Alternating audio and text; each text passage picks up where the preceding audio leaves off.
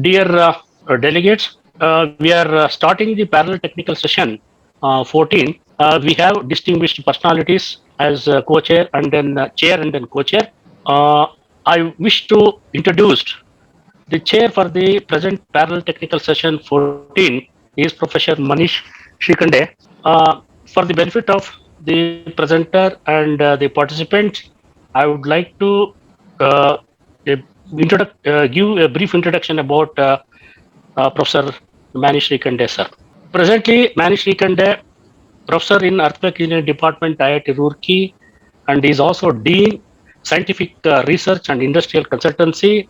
He is having a background with the research experience, the seismic response control, random vibrations, uncertainty modeling, design, ground motion characterization, and computational structural dynamics. And it is a great pleasure to announce you that he is the great author of the two books, which are widely used and referred by many of the universities in India and even in abroad. Sir, I welcome you for this session as a co-chair for organizing this. I would like to introduce our co-chair of the present session, Dr. Sodam Bali Reddy, yes, who has completed PhD from IIT Guwahati, and he has nearly 4 years of teaching experience in Madanala Institute of Technology and Science, and he has published many papers, and he has 3 books to his credits and 15 conference proceedings, and he is actively involved in the research and the developmental activities. So on this occasion, on behalf of the organizing committee, I invite Dr. Sodam Balireddy to co-chair the session. Thank you, sir. Thank you, sir. Sir, now over to you. Please start the session. Okay. Thank you, Dr. Govindaraju. I welcome my co-chair, Dr. Sodam Balireddy, and the participants of this parallel session.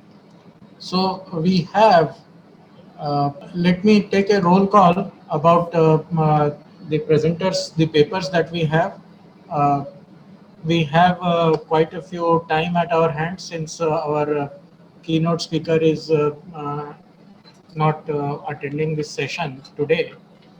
So just call out if I now call your name. Zaid Mohammed. Yes, sir. I am present over here. Okay. Minaruddin Khan. Yes, sir. I am present here. Okay, fine, good. And Naveen Kumar Kedia. Yes, sir. Great. And Aniket Rajkumar Tidke. Yes, sir. I am present. Okay, great. So all these speakers, the papers that are listed, they are present. And I request Mr. Zaid Mohammed to present his paper on effect of base isolation on seismic performance of hill buildings. Before to that, may I come in, sir? Just for a minute. Yeah, sir. It is a recent information. We organizing committee decided that during the presentation, if any students are presenting their paper, okay, we have best paper presentation award, which should be decided by the chair and then co-chair, and whose name will be forwarded to the organizers. So this I wanted to make a note, an announcement in this, sir. This is for your kind information, sir. So please take a note. Let them introduce whether they are student or faculty, and then. Thank you, sir. Thank you. Please carry on, sir. Thank you. Okay, thank you, sir. Very good afternoon to all of you. So I'm Zaid Mohammed, and I'm from Department of Civil Engineering, Aligarh Muslim University, and I did my PhD from IIT Roorkee only in April 21. And I'm presenting over here 2 papers regarding the performance of hill buildings, and we will be discussing the effect of base isolation on the seismic performance of hill building in this paper. And in the other paper, I will be discussing on the effect of influence of the masonry infills to be incorporated in the hill buildings, and we will see the comparison between the 2 configurations of the hill buildings. Okay, so let me start this presentation. So as we know that RC buildings constructed on hill slopes pose complex structural behavior as compared to conventional buildings resting on plain ground. So this is a well-documented field, and various researchers have been performed before this. And we know that due to the you can see that due to the short column effect in the hill buildings on the upper hillside, we have higher stiffness in the columns, and what it does basically, it attacks much more forces, lateral forces, as compared to the columns that is on the downhill side. So there is a this problem has been cited and studied by many researchers before me over here, and but what the new study, this what I'm conferring over here, is that none of those studies have taken the effect of base isolation on the hill buildings over there. And in this study, we will try to see, and I will try to discuss that what is the how much vibration control that we can do, or how much reduction in the base shear that is basically happening in or introducing in the short column effect, due to the short column effect, and we will see into that. So a base isolation system is a most effective control measure for reducing the earthquake vibration induced in the structural systems. And so yes, and we know that in base isolation system, the dynamic properties of the buildings are modified in such a way that the shear demand for which the building has to be designed is reduced.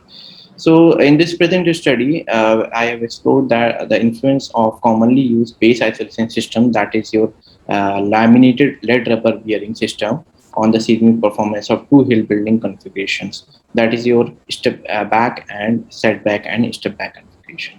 So all the configurations were modeled using finite element software, and these configurations were analyzed using response spectrum analysis and nonlinear static pushover analysis over here. And the seismic parameters that we have obtained were discussed in terms of story shear and total base shear, fundamental time period, and story drift, and plastic hinge development pattern that is being developed in the beams and columns in the buildings. So coming to the material and methods, we have configured in the 4 different models of step back and setback building configuration with am I audible, sir? Yes, please go okay ahead. Okay. So the buildings were modeled with 4 bays in along as well as in across slope direction. So this is the basic study, and in this study we have taken minimum size of the building, as it can be modified in further studies also. And the length of the each bay in along and across slope directions were taken as 7 and 5 meters respectively, and the inclination of the ground is taken as 27 degrees Celsius. So this basically configuration we have studied earlier in previous studies also, so that it can be comparable to that particular study. So the load due to the masonry infills in this paper has been considered as a uniformly distributed load, has been configured as a uniformly distributed load, and the elastic modulus and the Poisson's ratio of the material of the reinforced concrete and the steel has been taken as the general what we provide generally. And for nonlinear static analysis, plastic hinges were allocated at the ends of all the frame elements in all the models. So this is the diagram you can see over here, that the base isolation systems were provided at the uphill side of the columns, uphill column sides, and we have provided fixed support system at the downhill side, because we have higher lateral shear demand in these columns over here. That's why we have provided it here. These are some parameters. So this is the parameter. These are the parameters that we have taken in our study for the reinforced concrete building, and these are the seismic parameters. These are the seismic parameters that we have taken for our study over here. Okay. So coming on to the design of base isolation system. So base isolators were designed for both the buildings and responses were compared within the building having fixed support systems. So the base isolators were designed using the relationships as provided by Datta et al. And initially the buildings were analyzed using response spectrum method where input spectrum was taken from IS 1893 2016. And the vertical load at each column was evaluated and the base isolators were designed accordingly to those loads only. So in this study, we have provided 4 sets of base isolator systems, and these are the properties of the isolators where we have provided the stiffness and for the different loads, and we have provided stiffness to those base isolator systems in the software. These are the geometric properties for the base isolator system to be provided in the real scenario over there. And coming on to the result and discussion, so we can see over here that from this table that we have find out that as comparison to the fixed system of the buildings, base isolated system buildings have shown that the higher amount of fundamental time period, and we have seen that what is a significant amount of reduction that has been observed in the base shear by using base isolation system. And we can see in the case of step back building, the fundamental time period in along slope direction was found to be increased by 133% with the introduction of base isolated system in place of fixed isolated supports.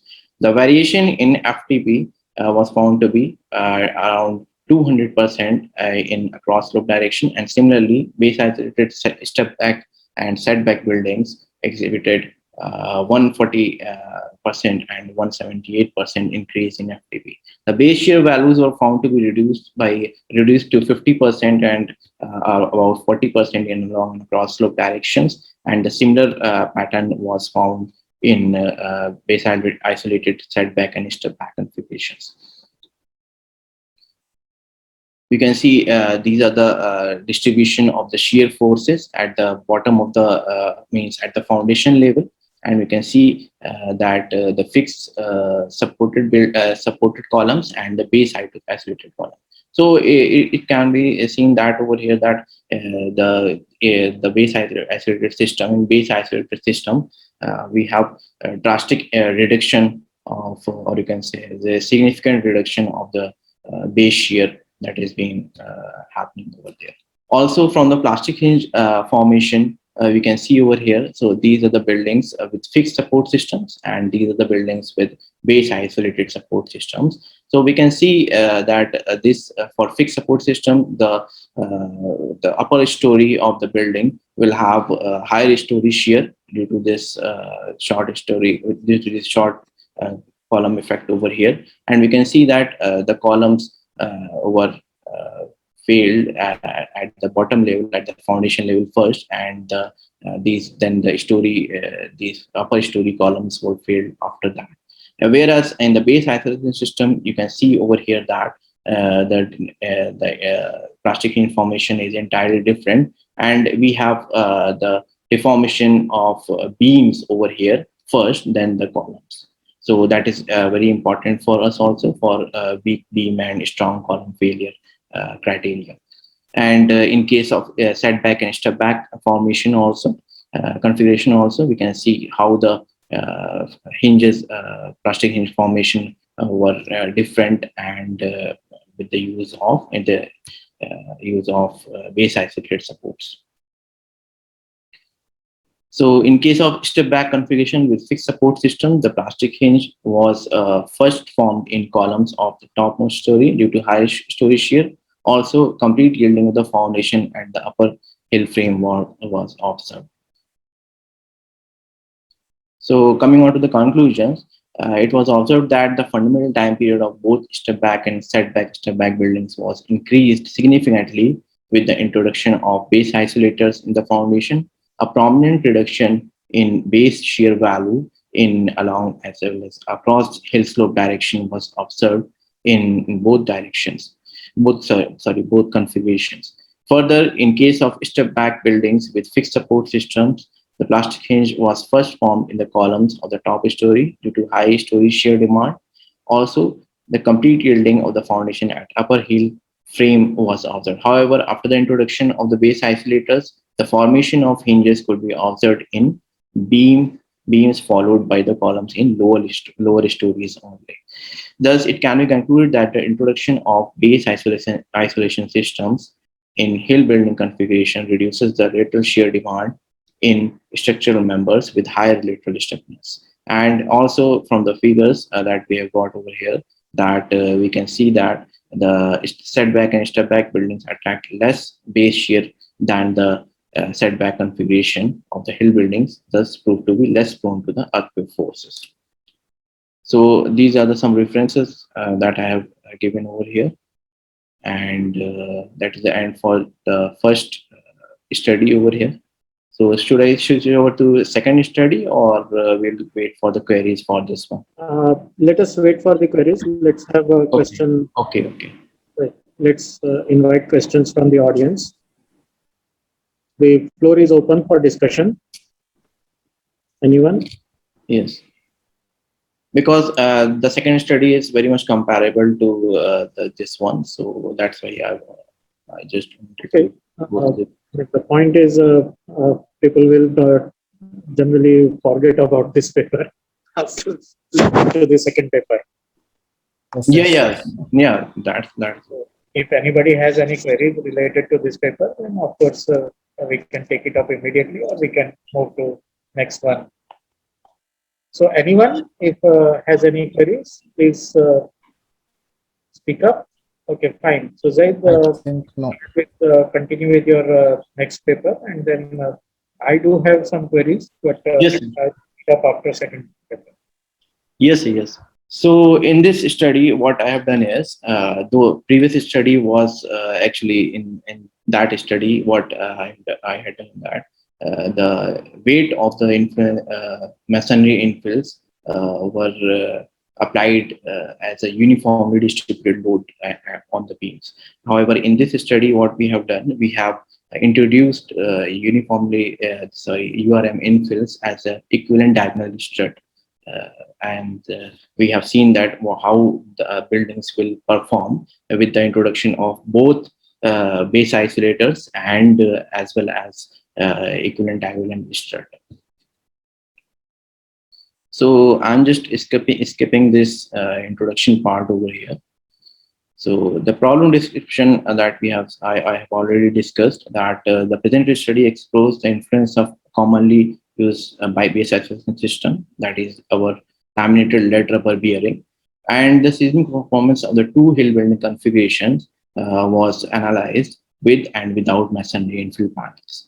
So all the configuration were basically analyzed as previously by using response spectrum analysis and nonlinear static pushover analysis, and the same parameters were discussed so that it can be comparable. So building configuration is similar to that, and I will just switch over to the modeling of unenforced masonry infills. So we have calculated the width of the strut as given by IS 1893 Part 1 2016, and the parameters of the masonry were taken from book by Shrikande and approximated as IS 1905. And the value of Young's modulus of elasticity was also assumed from the book. So this is the configuration with equivalent diagonal strut masonry infills, and we have modeled as these diagonal strut and modeled as a diagonal truss elements, allowing only 3 degrees of freedom translation, 3 degrees per mole at each end of the element, so that only axial forces are able to transfer in the strut. There won't be any bending.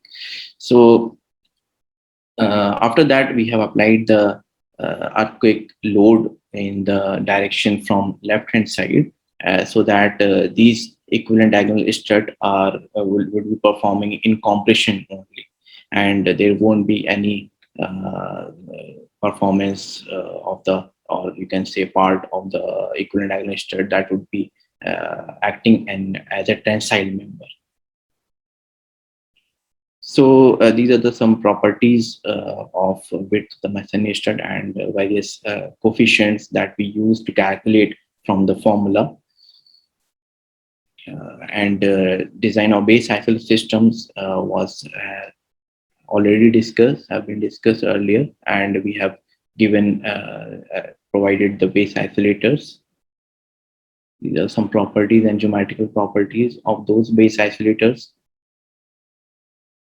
So we can see over here that the shear demand due to the introduction of equivalent strut over there has been increased as comparison to the bare frames, and as discussed in the previous studies, that is along the hill slope. And as in the direction of the previous study also, we have found the increased fundamental time period as comparison to the fixed base system, fixed configurations of the hill buildings. And you can see over here that the prominent is a very significant reduction of the base shear at the upper hill columns was observed. However, the shear demand in the columns at upper hill, due to the introduction of these equivalent diagonal strut has been seen. These are the plastic formation patterns, and we can very well see the difference in the formation as compared to the bare frame models. And we can see over here that the story shear has been you can see story shear has been transferred to base or foundation columns, and they have been gone to into the failure mode over here.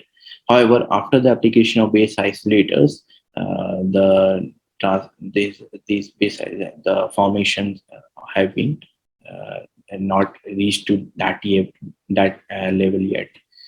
And for this setback and step back configuration over here, we can see that we have less columns that are going into the failure mode than the step back configuration. So it was observed that the fundamental time period of both step back and step back buildings was increased significantly with the introduction of base isolators in the foundation. A prominent reduction in the base shear value in along as well as across hill slope direction was observed in the both configuration. Further, due to the introduction of masonry infills as equivalent strut member in the buildings, the overall shear demand was found to be increased.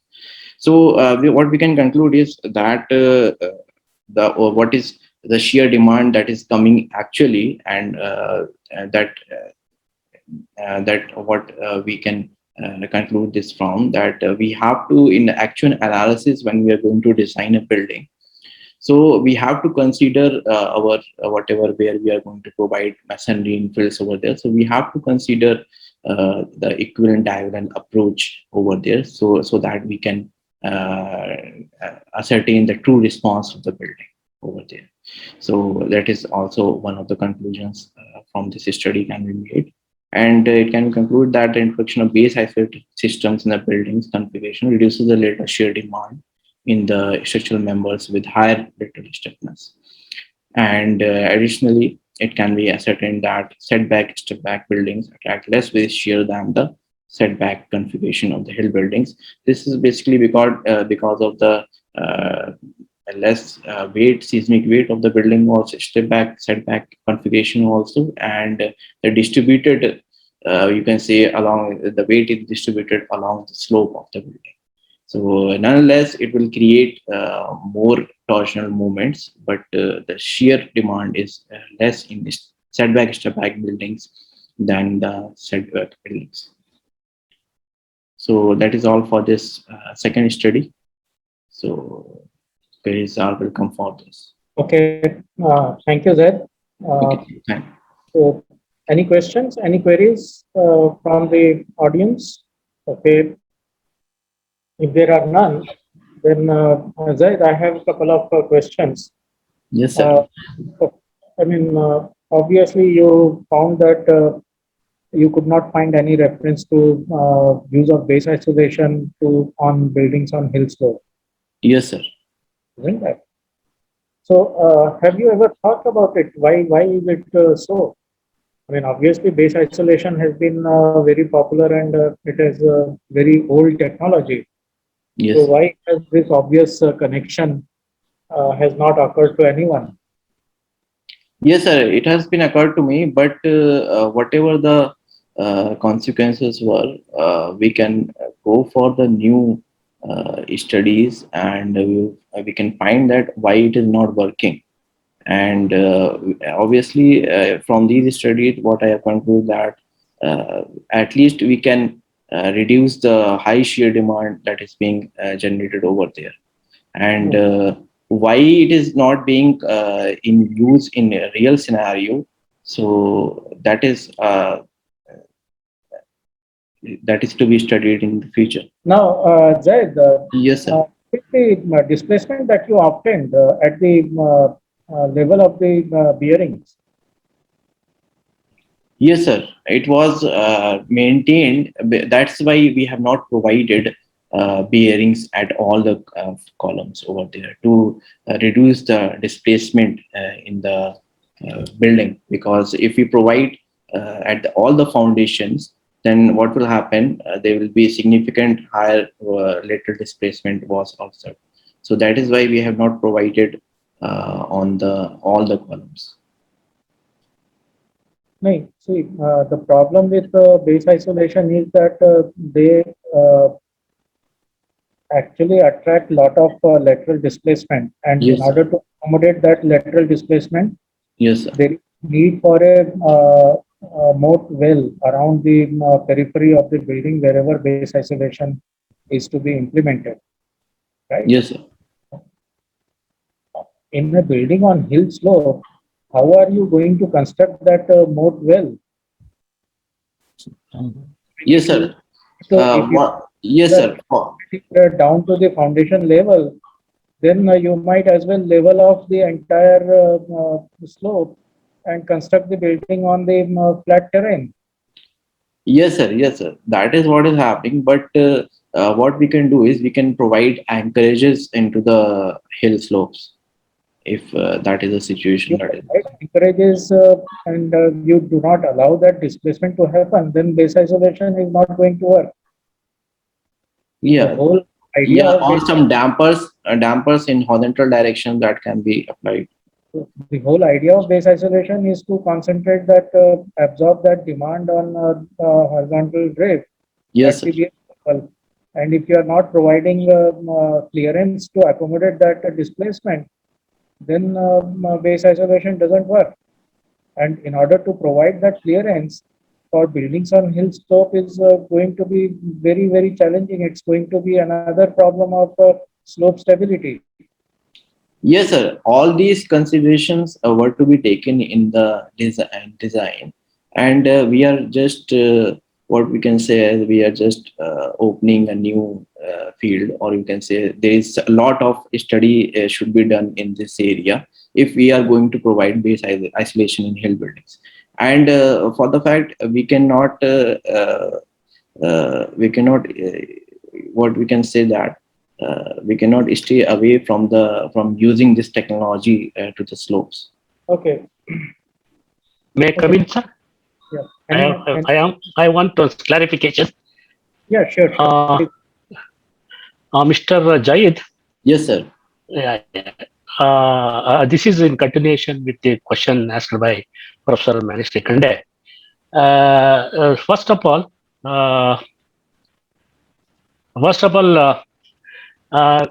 the studies never reflect that whether these kind of base shear or displacement, whatever that are generated even before and after base isolation, there could be some effect of slope stability, what sir has mentioned. Whether Yes. the if slope is initially unstable on its own, even without building or with building, how do you ensure that these displacements are exclusively from that? Yes, sir. So that's what I have said to Shikande sir, that this is the study, means what we can see is this is a study that can open new perspective, and all means you can say that slope stability problem is to be studied for hill buildings also, and people are doing that, and that is very as we have a devastating scenario at our hand in Uttarakhand and in Himachal Pradesh. So slope stability problem is very vast, and we have to go for new systems uh, to encounter these vibration problems. So that is why I have taken up this study, and what I can say that the scope of this study is very vast, and we can add slope stability problem to this study also. And of course, a rigorous analysis would be required for making it to the ground level. What is at present No, your voice what is is the slope disconnected, sir. considered? Sir, can you repeat it? Slope, I'm clear. What is the slope you have considered for hill slope?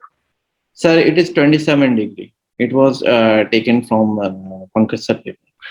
Most of the literature it says 27 degree only. Have you Yes. done any comparative study to justify that 27 degree? Not sir, not yet, sir. But Because I'm planning to do one comparative study, because I have seen in hill areas, because many buildings that of this configuration are having high slope, or are built on very steep slope. So that is what is to be studied there.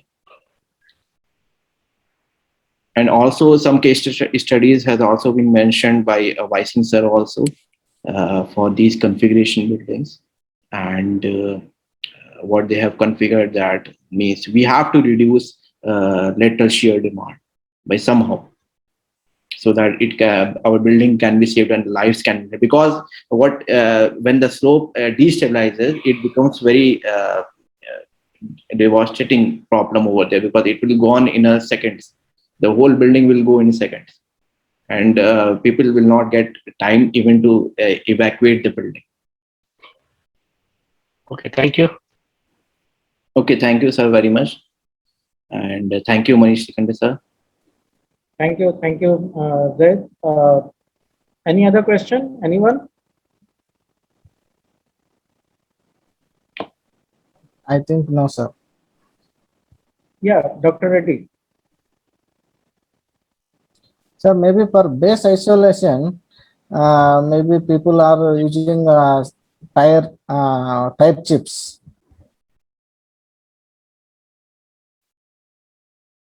Sir, base isolation basically is a developing field, and we are what our main aim is to reduce the cost of the base isolated systems. So yes.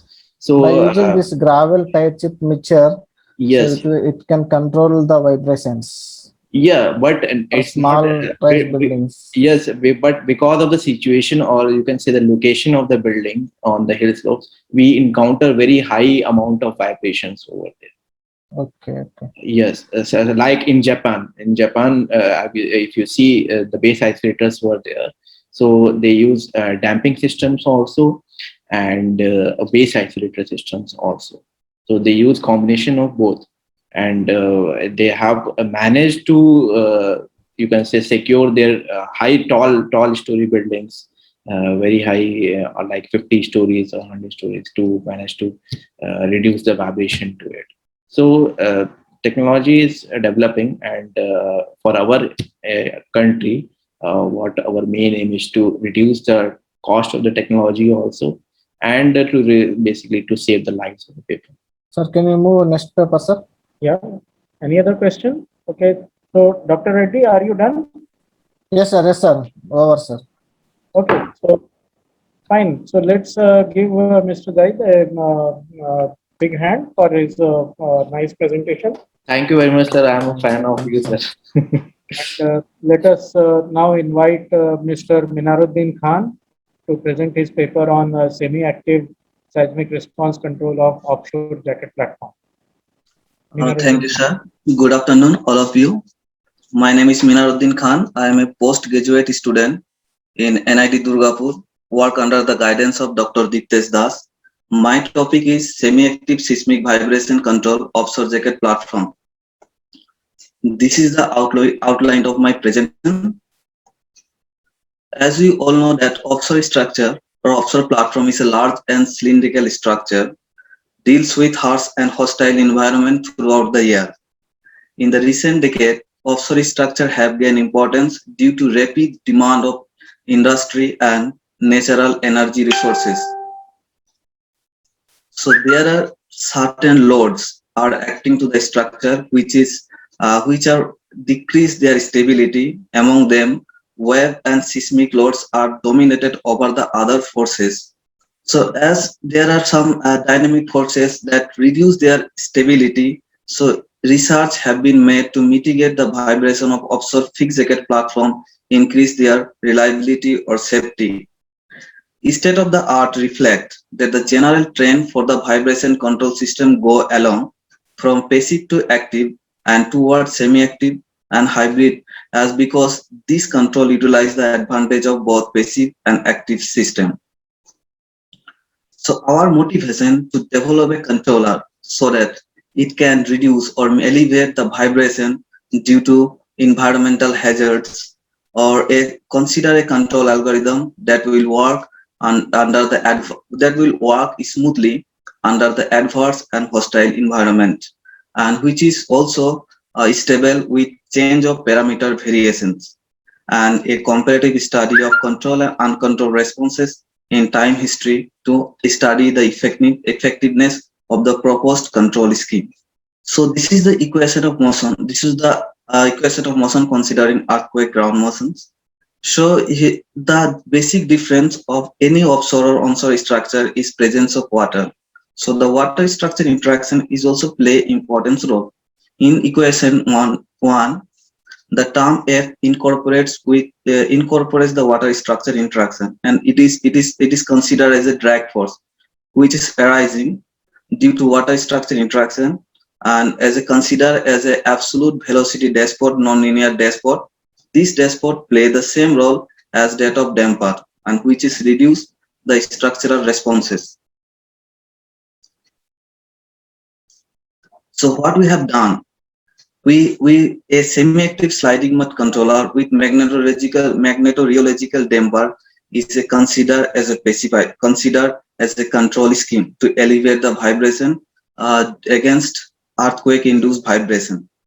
We consider sliding mud controller due to its robustness against parametric uncertainties and variation.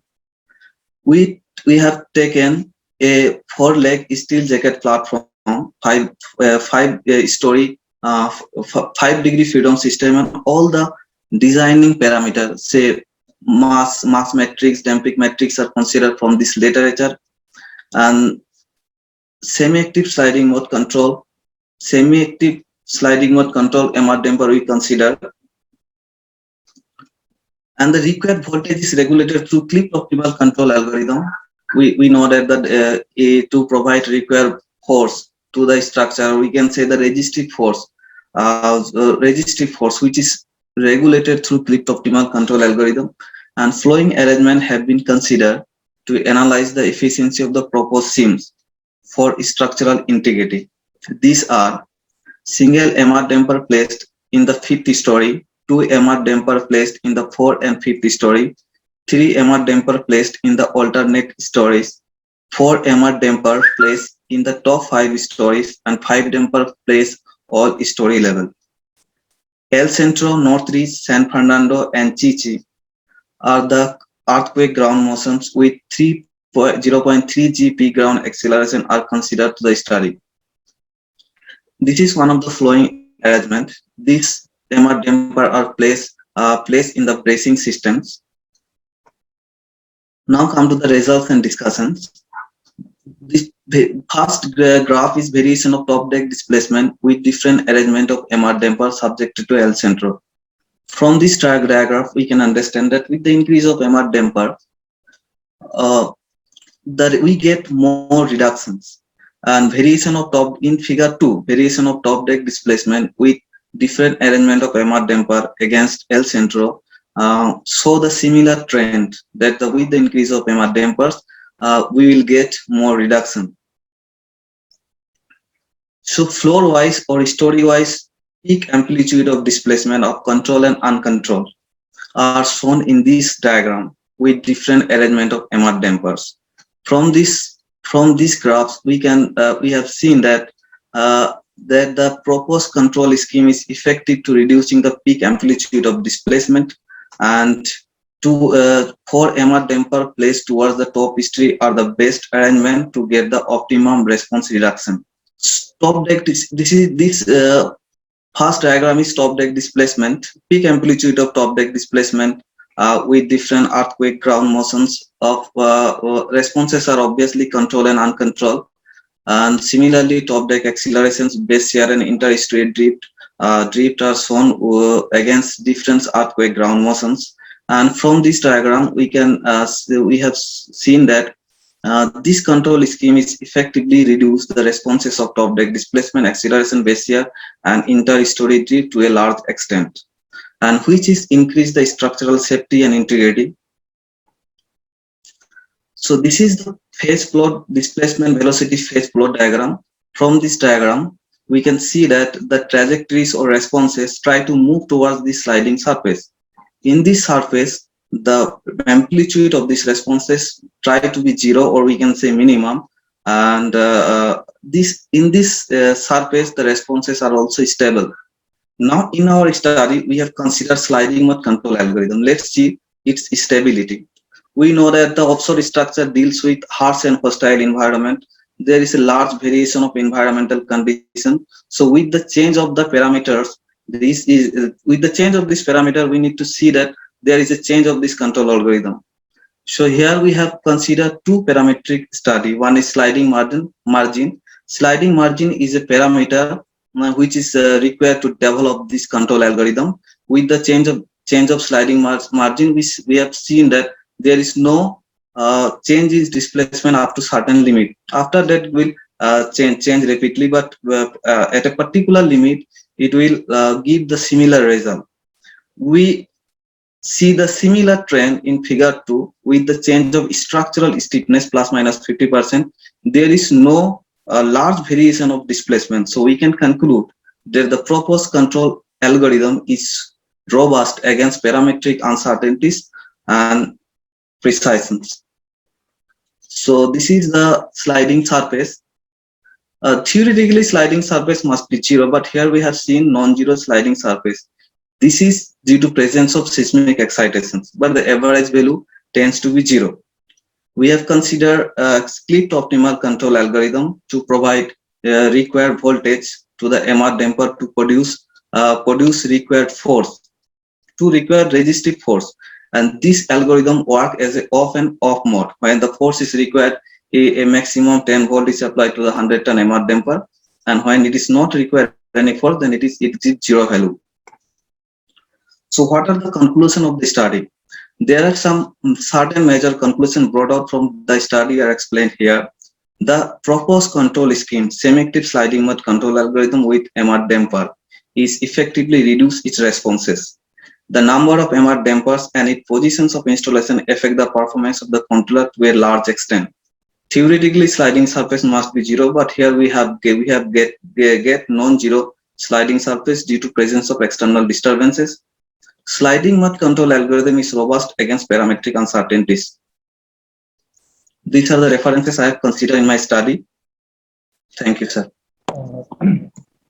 Okay, Mr. Minaruddin Khan, any questions from the audience? Okay, if there are none, then Minaruddin. Yes, sir. You mentioned about number of MR dampers and the position of installation affect the performance of the controller. Yes, sir. So that's quite obvious. The number of dampers will increase the total number of amount of damping. So that is a given. But how do you decide about the position of the installation?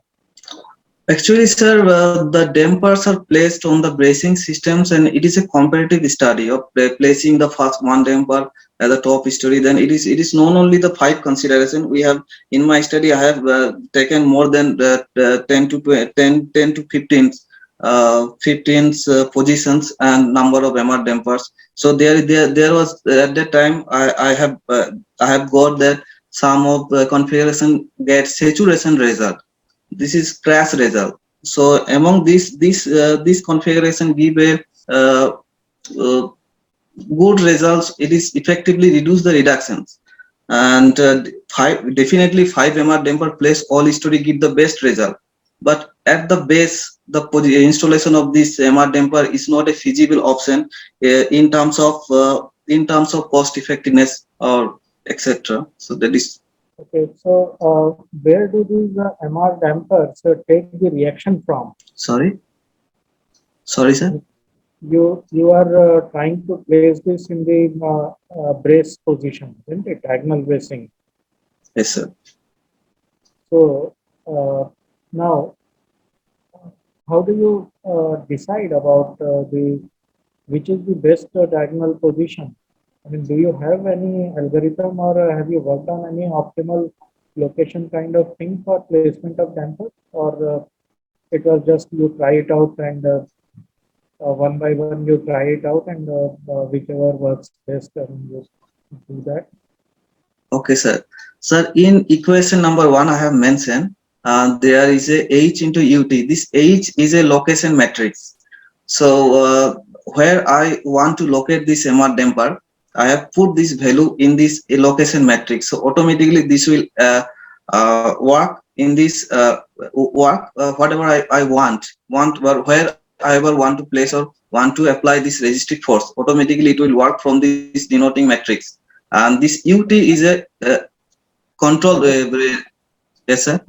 That is fine. So you are actually trying to explore, I mean, put a damper, study the response, and then move the damper to another location, study the response. So one after the other, you are exploring all possible configurations. Yes, sir. Yes, sir. So that was not my question. My question was, do you have any basis on the base which can form a decision system that let's say this floor we have this particular mode dominating, and drift is more or the relative velocity is more between the two ends, location for placement of damper or anything like that?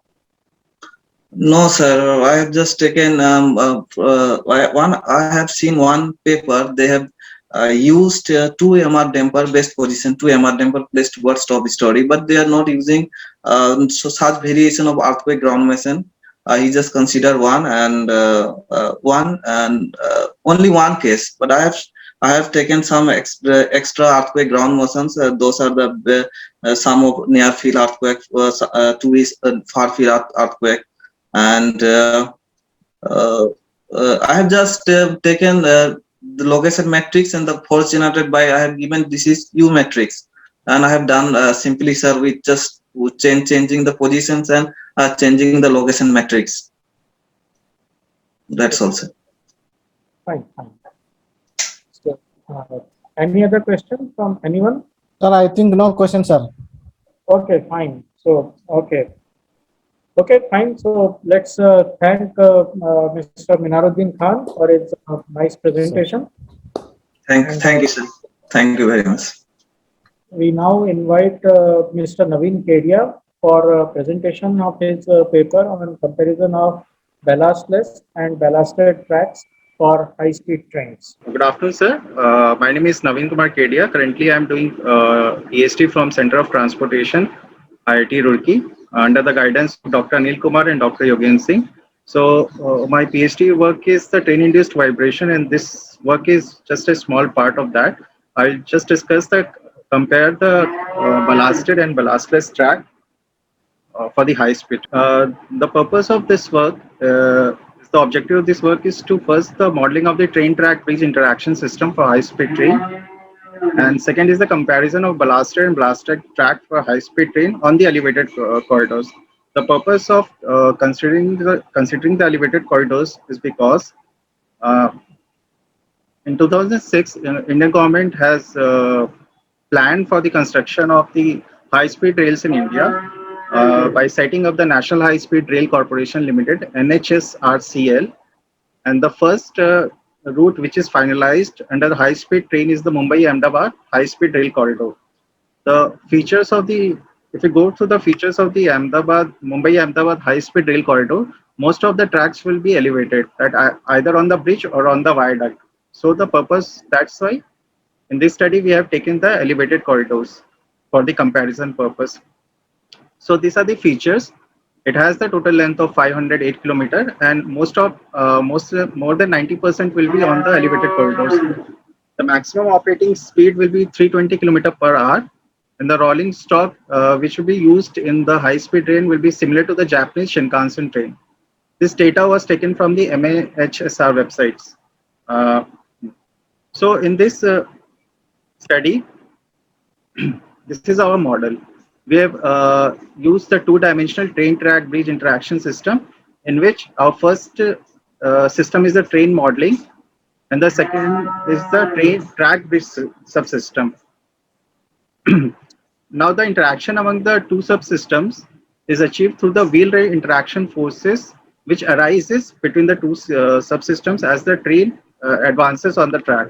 For the train subsystem, we have taken a simple quarter car model which has a 3 degree of freedoms, and we have assumed that the train is running on the irregular track at the constant speed. Means train is not accelerating in our study.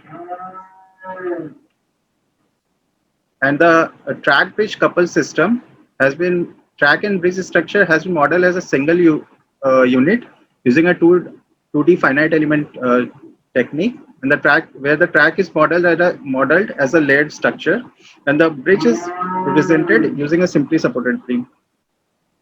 This is the model which we have taken for the ballasted track. Ballasted track generally consists of a rail pad, sleepers, and ballast placed over bridge structures. So for the rail, we have modeled the rail as a Euler beam. Rail and bridges has been represented as the Euler-Bernoulli beam, whereas rail pads have been represented using a spring and damper system. Sleepers and ballast has been represented as a lumped mass. This is the model for the ballasted track, and for the ballastless track, this is the model where rail is represented similarly like the previous track using the Euler-Bernoulli beam, and the slab is also represented as a Euler-Bernoulli beam, and the cement mortar which lies between the bridge and the precast slab. In some cases, cement mortar is there. In some cases, rubber pads are used. So that can be represented as a continuous spring and damper elements.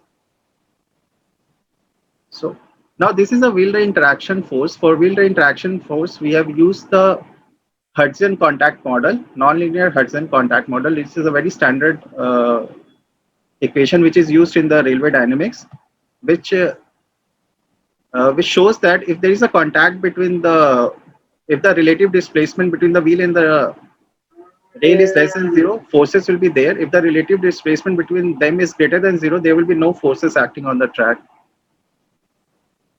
And for the solution of the dynamic equations, we have used the Newmark-Beta method, and at each step of Newmark-Beta method to achieve the convergence, we have used the NR method, Newton-Raphson method. Okay. For the track irregularity, since we have considered track irregularity, because track irregularity is one of the source for the dynamic excitation. So since we have no data available, because this train is still under construction, so we have used the PSD curves provided by the Federal Railroad Administration for generating the irregularity pattern on the track. So here we can see 4, 5, 6 grade track irregularities are shown, and the comparison is shown. In the present study, we have used grade 6 track irregularity. Assuming that the quality of the track will be much better for the high speed rail. Now the results. We have measured the bridge midpoint acceleration for different train speeds, and it can be seen that the ballasted track shows somewhat lesser means the magnitude of the acceleration produced for the ballasted track is somewhat smaller than the ballastless track for all the speed.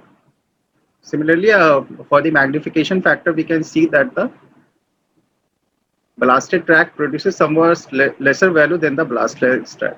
So on the basis of these results, we can say that for the high-speed trains on the elevated corridor, we can go for the ballasted track instead of the ballastless track, as can be seen from our analysis. Moreover, this model which we have proposed for this study, this can be extended to study the effect of the speed of the train on the ground, train running on the ground.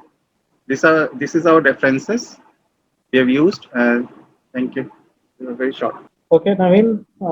So the floor is open for discussion. Any questions? Any queries? Anyone? Okay, Naveen. So tell. This is according to along the expected lines that ballast, of course, provide damping effect. So using ballast would reduce the response in general. Yes, sir. But all high-speed train tracks, I mean, for example, Shinkansen train, Yes. the track for Shinkansen train is ballastless. Yes. So any reason, any justification? I think, sir, the application of the ballastless track is to be explored. We think so. Shinkansens have been running for many years. And, I don't even remember. I forget the count number of years they've been operating. Yes. But this is what our analysis is showing. So. No, that is fine. That is that seems intuitively logical also, because they provide the damping effect. Yes. So the response, I mean, a ballastless track would be like tracks on the rigid. Yes. So shock absorption would be limited, unless, of course, I'm not very sure how the tracks are laid. Maybe do they use any special kind of pads under the track? They are anchored to the slab, I mean concrete slab. Is there any special pad between vibration absorbing pad? Yes, for if we go for the ballasted track, there will be a pad between the slab and the deck slab and the slab on which the tracks will be resting. Either we go for the cement mortar or either we go for the slab pads. We call it a slab mat or slab pads for the ballasted track. And for the ballasted track, in some trains in some countries where high-speed trains are operating, they use the ballast mats. We call it as a ballast mat. So below the ballast, they put the ballast on the ballast mats, and then they lay the track on that. That is also used in some countries. So did you model that? No. I have not considered ballast mats in my study. Then how is it comparable? When your results, I mean, how do you make sense of that result? You are omitting one necessary essential ingredient of your model. That pad is actually there for damping out the vibrations. And Yes. if you take it out, then obviously your results are going to be misleading, isn't it? I agree with you, sir. But the track which we have taken is the track which is presently used in Indian Railways. Okay. So in India, in ballast pads? No, sir. No. We don't use pads in Indian Railways. We don't use ballast mats. No, not ballast mats. I mean the pads. Pads is there. I have modeled the pads, but what you are asking about the ballast mats, I have not modeled the ballast mat. Pads are there. I'm not asking about ballast mats. I'm asking about the pads on ballastless tracks. Yeah, we have used I've considered pads in both the tracks. I've considered pads, but I've not considered the ballast mats in my model because in Indian Railway, ballast mats are not used. Fine. So is there any difference in the pads that you use for ballasted tracks and ballastless tracks? Maybe, sir, I have not explored that. Might be. Not explored that. Okay. Okay, thank you. Okay, Any sir. other question? Okay, Dr. Reddy. Sir, no question, sir. No. I Okay, think so we can can go we? for next paper, sir. Okay, fine. So thank you, Mr. Naveen, for nice ballasted and ballasted tracks. Thank you And very much, sir. we have Mr. Aniket Tidke for presenting his paper on application to the conditional mean spectrum approach for seismic analysis of coupled dam foundation system. Aniket Tidke. Good afternoon, all. I am Aniket Rajkumar Tidke, pursuing PhD under the supervision of Dr. Shaboni Adhikari from Vishwesvaraya National Institute of Technology, Nagpur. I am going to present seminar on the topic and application to the conditional mean spectrum approach for seismic analysis of coupled dam foundation system. So the overview of the study, the numerical investigation on seismic performance of dam foundation system is carried out using finite element method. Seismic performance of dam foundation system is checked for the effect of 10 recorded and artificial ground motions. Horizontal component of ground motions are selected from peer ground motion database. For material nonlinearity, the concrete damage plasticity model (CDP model) and Mohr-Coulomb failure model is used for dam and foundation respectively. One-way plane strain infinite elements are provided to the far end of the foundation domain to allow seismic wave propagation away from the foundation. Now next, the local and global damage indices is evaluated for the tensile crack failure in the dam as a result of recorded and artificial ground motions. Next, the parameters such as dissipation energy, crest acceleration, crest displacement, and heel stress of the dam are evaluated for the effect of recorded and modified ground motion. Now next, the first step is the finite element. First topic is finite element analysis. So this is the this figure shows FEM model of coupled Koyna dam foundation system, which is modeled in the commercially available finite element software Abacus. So a 103 meter Koyna concrete gravity dam is taken for numerical investigation. For the numerical investigation, the damping inertia and flexibility properties are assigned to the dam as well as the foundation. For material nonlinearity, the concrete damage plasticity model and Mohr-Coulomb failure model is used for the dam and foundation respectively. Next, the input ground motions are applied at the base of the foundation. Next, the loading steps. The loading steps, two loading steps are applied. First is static loading and another one is dynamic loading. So under static loading, gravity and hydrostatic loading is applied, and under dynamic loading, earthquake ground motions are applied. For numerical simulation, an implicit integration scheme is used. So for the vertical face and for the bottom, for the vertical boundary and for the bottom boundary of the foundation, one-way plane strain infinite elements are used. These infinite elements are mathematically extended to the infinity in order to allow a seismic wave propagation away from the foundation. This is the enlarged view of Koyna Dam showing here. Next, under the finite element analysis step, the frequency analysis of the coupled dam foundation system is performed before the dynamic analysis.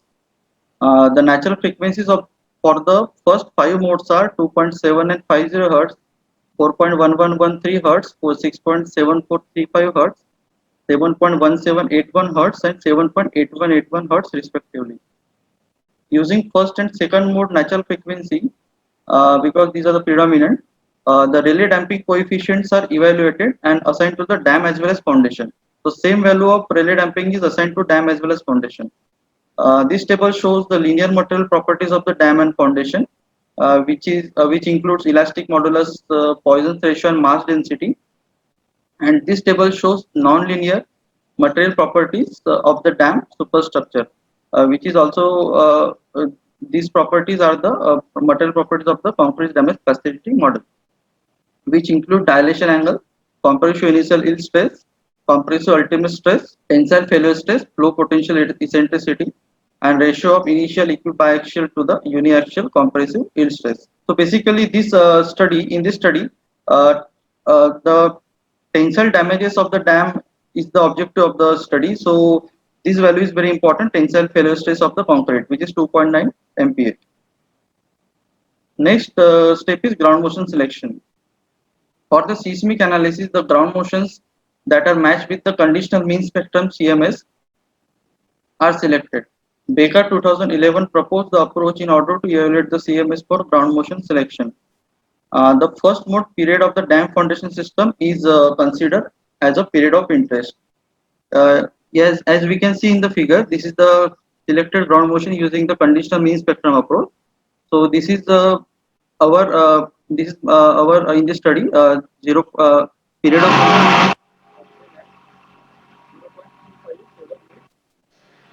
seconds. So first step of in order to evaluate CMS, the first step is to calculate spectral acceleration as period of interest.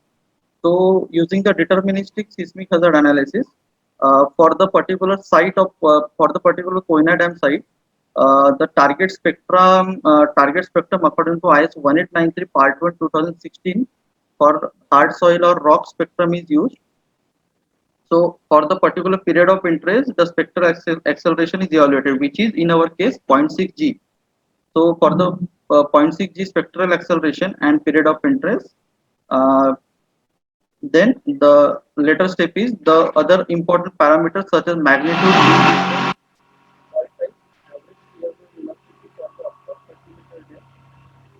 BS30 for Koyna 1967 earthquake are considered.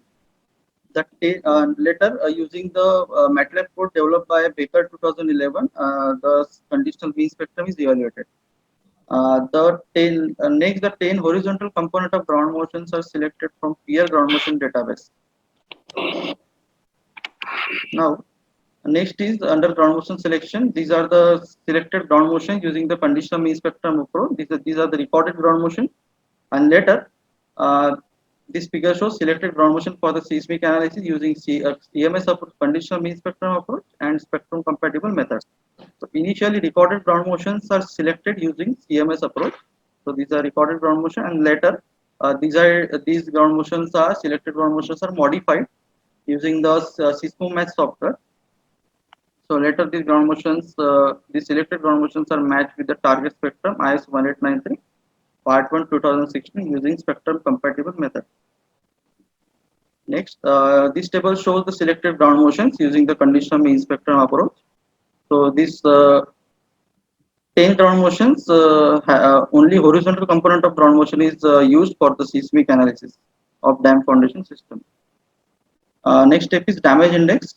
As a result of seismic forces on the dam foundation system, critical locations for the tensile crack failure in the dam are neck and heel region. So as seen in the figure, these are the two locations or the critical locations actually when we consider dam foundation system by neglecting the reservoir upstream reservoir water. So due to the seismic forces, these are the two critical locations for tensile crack failure. So in this study, local and global damage index proposed by Zhang and Wang 2013 are evaluated. Then next, the local damage index shows amount of tensile cracks in the specific paths, and global damage index shows the amount of tensile crack in the whole system. Next, the local damage index DIL and global damage index DIG are evaluated using the equations mentioned below, where DILI is the local damage index for the ith crack path, and EI is the damage dissipation energy in the ith crack path, and N is the number of crack path in the dam. So simply local damage index is calculated using the is the ratio of crack occurred at the particular path divided by total length of crack path, which is expected to occur. Right. Then global damage index is evaluated by this formula, which is summation of local damage index of particular path multiplied by damage dissipation energy for the particular path, and divided by summation of damage dissipation energy for the whole for the all the path. Here a weighted function is damage dissipation energy. Now the results and discussion. This figure shows the failure profile of the dam for the considered ground motions. Only 4 ground motions are considered. TH1, which is Koina, TS2 is in Parkfield, then TS7, I think TS7 is Irpinia, and TH9 is Santa Barbara. TH8, TH8, TS7 Irpinia, and TH8 Northridge. Why these 4 ground motions are considered? Because these are as the result of these ground motions, the maximum amount of failure is occurred in the dam. So, for the particular 4 ground motion and for the recorded accelerogram, and A is the artificial accelerogram. So basically, this figure shows the comparison between recorded accelerogram and artificial accelerogram effect on the dam. So it is observed that the maximum level of damages in the dam are seen for TS2 recorded accelerogram here, B figure. Then the PG of TH1 0.41 G is more than TS2 0.28 G, even though more level of damages are seen for TS2, which is Parkfield recorded accelerogram, than TH1 RA recorded accelerogram. It can be said that the TS2 RA contains high frequency content than the other ground motions presented. More damages are imparted due to the artificial accelerogram than recorded accelerogram, except TS2. So these all ground motions, this second figure is showing due to the artificial accelerogram. So due to the recorded accelerogram of TS2, more damages is seen in the dam. So next, this figure shows the comparison of horizontal crest displacement response for recorded accelerogram and artificial accelerogram for the Koina, Parkfield, and Irpinia and Northridge. So for the recorded accelerogram, peak crest displacement for TS2 is observed as 4.21 centimeter, followed by 3.25 centimeter by TH1, and then TH8 3.01 centimeter, and TS7 2.64 centimeter. Then the peak crest displacement for artificial accelerogram with TH1, TS2, TS7, and TH8 are found as 3.85 centimeter, 3.79 centimeter, 3.62 centimeter, and 3.46 centimeter respectively.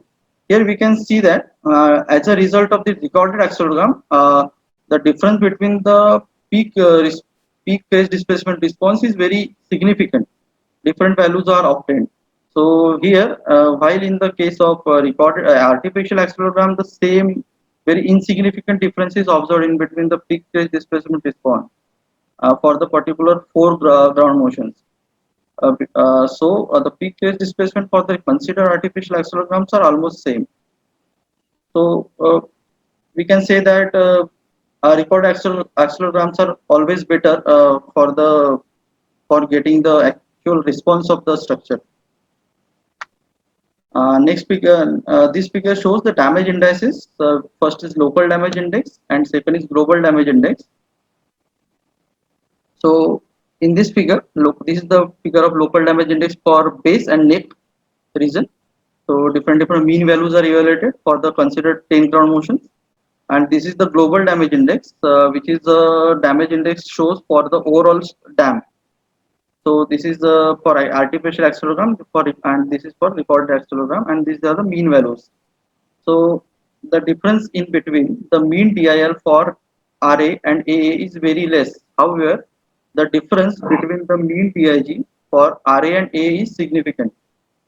So a significant value difference is obtained, and here the difference is very insignificant, particularly for the local damage index, and all the artificial accelerogram produce nearly the same response. Nevertheless, the difference in between the response result of the recorded accelerogram and artificial accelerogram is significant. Here we can see that for the ground motion number 5 and 9, no damage, no global damage index means no damage is occurred due to the recorded accelerogram. Only damages are occurred due to the artificial accelerogram, because these 2 ground motions are very less influencing on the structure.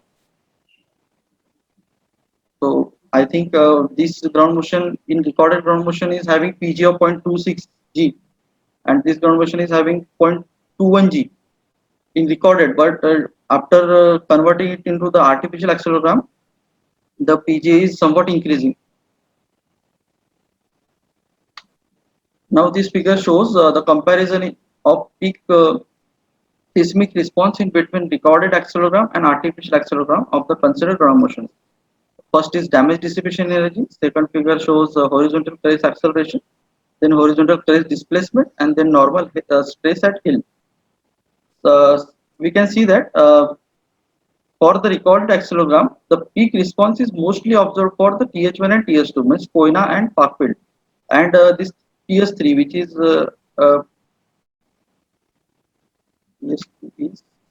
our landers, is also having a large frequency content,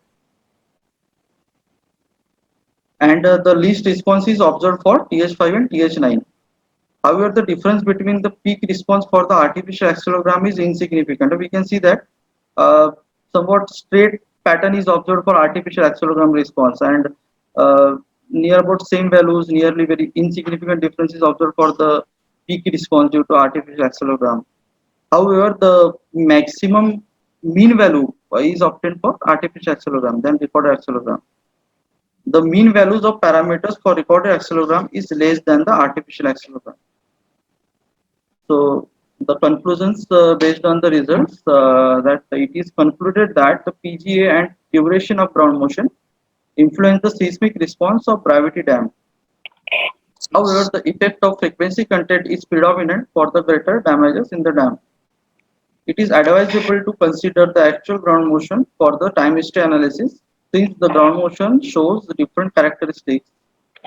Consequently, the conditional mean spectrum method is suitable for ground motion selection. The global damage index is known to be a good damage measure parameter, as it shows the overall damages in the superstructure. The seismic failure in the dam can be better signified by damage measure parameters such as damage dissipation energy and horizontal crest displacement.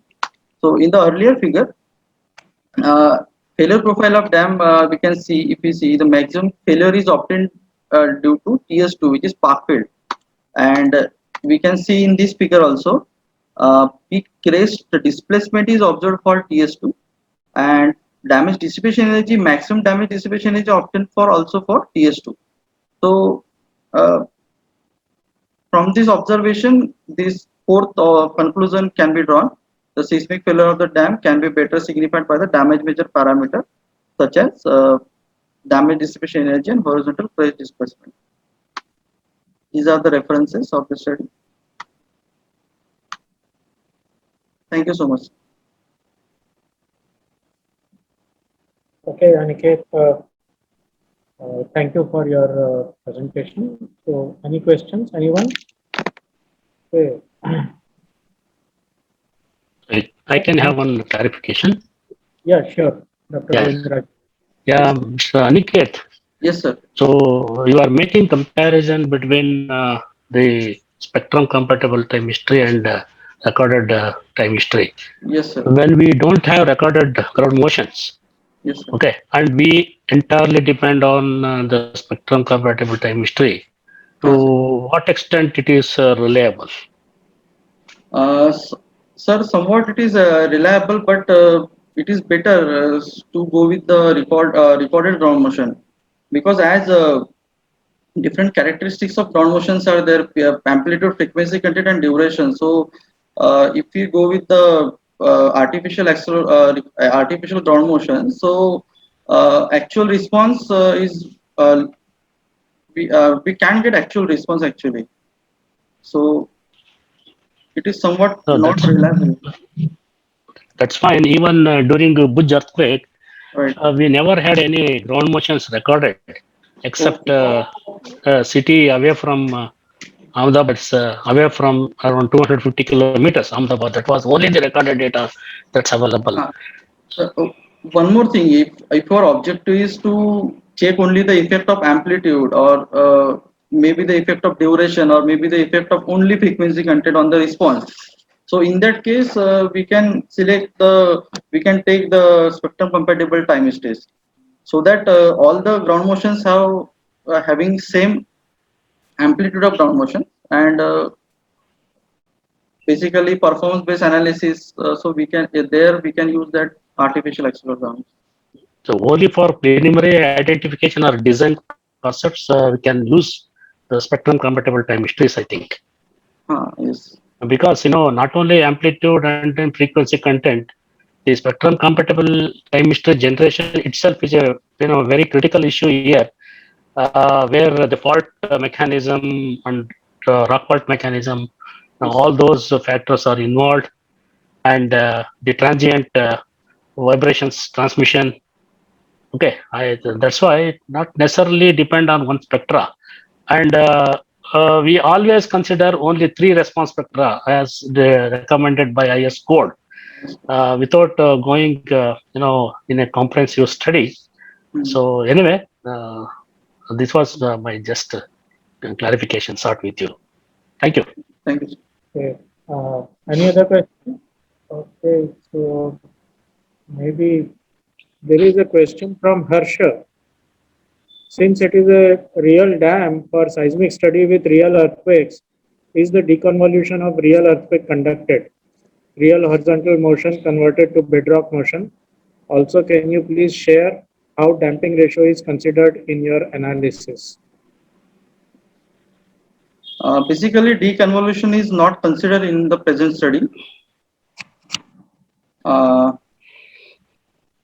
See, deconvolution is not done for the present study. All this considered ground motions directly applied at the base of the rock foundation. Generally, in general, there is a de-amplification of the ground motions in the rock. So, in the present studies, deconvolution is not considered, and basically 5% damping ratio is considered, and based on the 5% damping ratio, and later Rayleigh damping coefficients are evaluated. So mass proportional damping and steepness proportional damping coefficients are evaluated for the coupled system, dam foundation system, and same value of the mass proportional and steepness proportional damping coefficients are applied for both dam and foundation. Okay, so Harsh, I hope that answers your query. Any other question? Okay, so let's give Mr. Aniket a big hand for presenting his talk in this session. Thank you so much. That we come to the close of this session, I request my co-chair, Dr. Reddy, to please conduct the proceedings. Yes, sir. Thank you, sir. Thank you. I hope all presentations are very good, and it's related to the earthquakes and different activities like high-rise buildings, and then railway blast, and then earthen dam. So there are different structures has been considered, and researchers has been doing in research. So it is a wonderful section. We have been learn. Everyone have been learn the things. So thank you everyone. Thank you all the participants and the presenters. Thank you. Sir Govindra sir. Yeah. Yes. Yes. So what is the next, sir? You just hand over to your chairman. Chairman will conclude that file. Okay, sir. Okay, sir. Thank you, sir. Sir, Manish, sir, please. Yeah. Okay, so thank you, everyone. It has been a very pleasant interaction and very stimulating interaction. And we thank you for taking out your time and attending this session. And you can now log out, and we will have a word. I mean, I myself. So just before they log out, I have to thank you first of all. Then they should log out. Okay. Yeah. Because dear this paper thing. So I wanted to have a discussion amongst three of us. Yes, sir. So that after thanking our chair and co-chair, please log out. because we have to respect the platform. At the outset, it is indeed gives me immense pleasure to thank on behalf of the organizing committee and on my personal behalf the distinguished Professor Manish Srikande for his valuable time and is sparing his valuable time and accepted our invitation to be one of the chair for this parallel technical session 14. Sir, I thank you very much on behalf of the organizing committee for making it possible. I also take this opportunity to thank our Sodam Bali Reddy on behalf of the organizing committee and on my personal behalf, sparing his time and accepting our invitation to be the co-chair for this technical session. So we wonderfully interacted with our paper presenter, and you provided the critical comments, and those will definitely help the youngsters or who are in this research field in a very much useful way for their career. I also thank our paper presentators, Zaid Mohammed and Minaruddin Khan, Naveen Kumar Kedia, and then Aniket Rajkumar for delivering excellent presentations in front of our chair and co-chair as well as the august audience. So thank you, sir. Thank you, one and all. So now the presenters, authors can please log out. We want to have some discussion. Dr. Reddy, so what is your opinion? I mean, we have three candidates. Yes, sir. Minaruddin Khan, Naveen Kedia, and Aniket Tirke, because Yes, sir. he's a faculty member. Yes, sir. So, Dr. Govindraju, I think this is only for students. Yes, sir. Only for students, sir. Only for students. Only for students. What is your opinion, sir? No. I will give. No, it is your decision, and you can even text me also, sir. No issue. Instead of announcing, somebody may be watching the program outside. Not only here, it is in the Zoom platform. People are watching this session. Oh, okay. Fine. That's why I will write a mail to you, sir. Please forward the names. I think that is better, sir. Nothing left. Because here I will tell you, sir, one feature of this 3D platform, only those attendees who are presenting will be seen here. Yes, sir. And we have generated other Zoom link for the people who are watching this session across the world. Oh, okay. Oh, so the number of participants we cannot see here. Actually, it could be even 200, 400. We don't know in this session. That's why. Okay. So, Okay, sir. So I will send a mail to you, sir. You please you send. Sure. Yeah. Sir, thank you, sir. Thank you once again for Thank your you, sir. presence. I am also a fan of your sir. Thank you. Thanks a lot. Nice to see you, sir. Nice to interact with you. Thank So you. and so Thank with Sodam Bali Reddy also. Thank you, sir. Thank you, sir. All Thank the you, best. sir. Thank you, sir. Manish, sir. Thank you so much, sir. Thank you. Thank you. We had a wonderful interaction. Thank you so much, sir.